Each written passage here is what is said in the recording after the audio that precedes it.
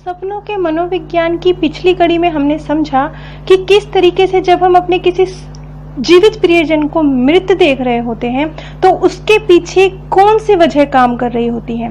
अब इसी तरीके से इसी कड़ी को आगे बढ़ाते हुए कई बार हम लोग अपने बहुत प्यारे अपने माता पिता भाई बहन उनकी मृत्यु की कामना कर रहे होते हैं। सपनों में हम उन्हें मृत देख रहे होते हैं। इसके पीछे और भी बहुत सारी वजह हैं जो काम करती हैं और हमें ये बात अच्छे से याद रखनी चाहिए कि सपने में जो हमारी इच्छाएं हैं, जो दबी कुचली हैं, जो जाने हमने कब बचपने में क्रिएट करी थी, कभी भूली बिसरी हैं, जो दफन हो चुकी हैं, इस तरह की इच्छाएं भी हमारी पुनर्जीवित हो जाती हैं। क्यों?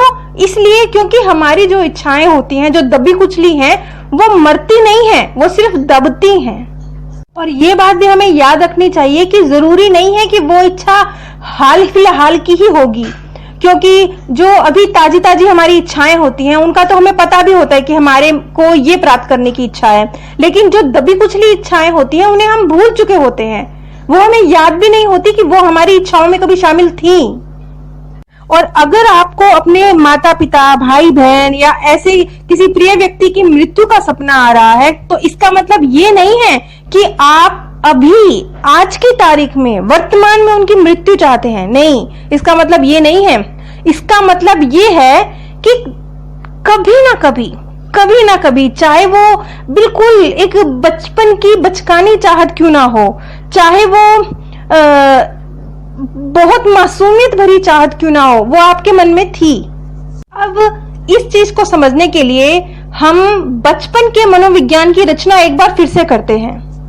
उदाहरण के लिए दो भाई बहन के बीच में वर्तमान में तो बहुत प्यार है, लेकिन बचपन में हो सकता है, और ऐसा होता ही है, ये बड़ी कॉमन बात है कि यदि एक छोटा बच्चा 3-4 साल का घर में है और फिर एक नन्हा छोटा सा बच्चा घर में आता है, तो जो 3-4 साल का बड़ा बच्चा होता है, कुछ बच्चों में ये बात बहुत थोड़े समय तक रहती है, कुछ बच्चों में बहुत अधिक लंबे समय तक रहती है। समय सीमा सबकी अलग अलग हो सकती है, लेकिन बड़े भाई बहन के मन में अपने छोटे भाई बहन के प्रति थोड़ी सी बचकानी शत्रुता हो सकती है, क्योंकि बड़ा बच्चा छोटे बच्चे को अपना प्रतिद्वंदी समझ रहा है। वो ये समझ रहा है कि जो प्यार अब तक उसे मिलता था वो अब उसके हिस्से में जा रहा है, जो खिलौने अब तक बस उसके थे वो अब उसके हिस्से में जा रहे हैं, तो वो उसका शत्रु हो गया। तब बड़ा भाई बहन अपने छोटे भाई बहन के लिए मन में ये कामना करने लगता है कि ये मर जाए। कई बार बच्चे कहते भी हैं, कई बार बच्चे छोटे बच्चे को उठा के पालने से नीचे फेंक रहे होते हैं, कई बार वो छोटे बच्चे का मुंह पे थप्पड़ मार रहे होते हैं, उसका गला दबाने की कोशिश कर रहे होते हैं। कई बार वो ये कहते हैं कि अच्छा, जिस डॉक्टर आंटी से ये बच्चा लेके आए हो ना, उस डॉक्टर आंटी को ये बच्चा वापस कर दो। अब यहाँ पर बच्चे के संदर्भ में मर जाने का मतलब क्या है? छोटा बच्चा मृत्यु को उस नजर से नहीं देखता, उसके लिए मर जाने का मतलब क्या है? अगर बड़ा बच्चा छोटे भाई बहन जो उसके खिलौने उससे छीन रहा है और जो उसके माँ बाप का प्यार उससे छीन रहा है, उसके लिए ये कामना करने लगे कि ये मर जाए, तो उसका मतलब क्या है? छोटे बच्चे के लिए मर जाने का अर्थ होता है कहीं दूर चले जाना। जैसे कि दादाजी चले गए, दादी जी चली गई, जहां से वो अब कभी वापस नहीं आ रहे। इसलिए छोटा बच्चा यदि ये कहता है कि ये मर जाए तो उसका मतलब है ये कहीं दूर चला जाए। अब इसी प्रकार कई बार पुत्र अपनी माता के मृत्यु का सपना देख रहा है या अपने पिता की मृत्यु का सपना देख रहा है, बेटी जो अपने माता पिता से बहुत प्यार करती है वो उनकी मृत्यु का सपना देख रही है। तो इसके पीछे कौन सा बच्चों का मनोविज्ञान कार्य करता है? बच्चे बचपन के शुरुआती दिनों में ही हम जो लिंग को प्राथमिकता देते हैं, ये लड़का है ये लड़की है, इस चीज को प्राथमिकता देखते हैं, इस चीज को बच्चे बचपन में ही समझना शुरू कर देते हैं। और कई बार लड़का अपने पिता को और लड़की अपनी माता को, जो उसे बड़ों से अपने आसपास से प्यार मिल रहा है, उसका प्रतिद्वंदी समझने लगते हैं। बच्चे को ये लगने लगता है कि पिता यदि माँ को ज्यादा प्यार कर रहे हैं तो मेरी माँ मेरी प्रतिद्वंदी है, क्योंकि वो मेरे पिता के प्यार को बांट रही है मेरे साथ। इसी तरह यदि पुत्र को ये लगे कि माँ मुझे कम और मेरे पिता को ज्यादा प्यार कर रही है तो उसकी नजर में उसका पिता उसका प्रतिद्वंदी हो गया। और एक दूसरा परिप्रेक्ष्य भी है, जैसे कि यदि पिता या माता कोई भी अपने बच्चे के ऊपर बहुत ज्यादा टीका टिप्पणी करते हैं, उसे अपने कंट्रोल में रखते हैं, उसको अपनी ही मर्जी से चलाने की कोशिश करते हैं, तब भी छोटे बच्चे के मन में यह भाव आने लगता है कि ये मेरी जिंदगी से निकल जाएं। ऐसा नहीं कि वो प्यार नहीं करता अपने माता पिता से, लेकिन वो उस टीका टिप्पणी से और उस जो उसके ऊपर लादा जा रहा है उससे परेशान होकर ये भाव अपने मन में क्रिएट करने लगता है।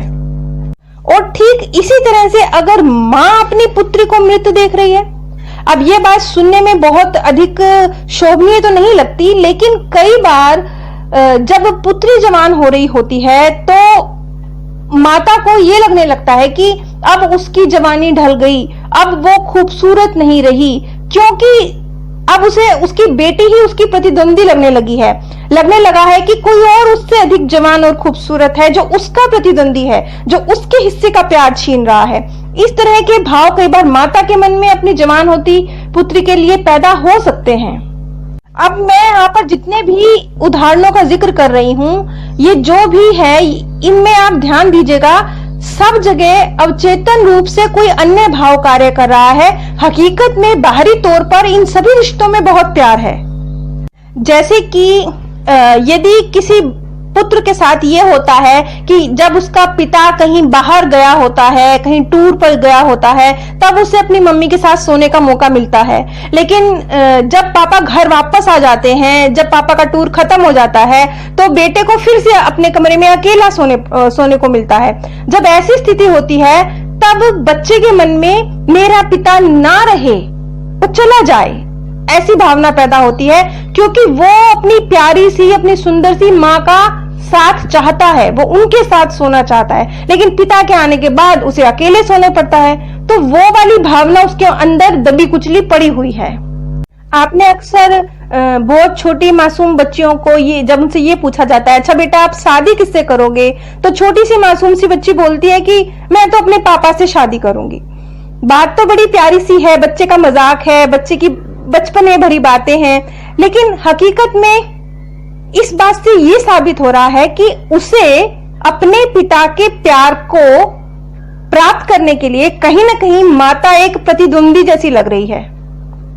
अब इस तरह की जो इच्छाएं हमारे मन में कभी, जो बच्चों का ही एक मनोविज्ञान है उसके अनुसार हमारे अंदर रही हैं, वो हम भूल चुके हैं वक्त के साथ, लेकिन वो दबी हुई इच्छाएं बड़े होने के बाद भी सपने के रूप में हमारे सामने आ सकती हैं। बच्चे के लिए तो मृत्यु का अर्थ सिर्फ चले जाना होता है, लेकिन बड़े होने के बाद हमें समझ में आता है कि मृत्यु का अर्थ क्या है।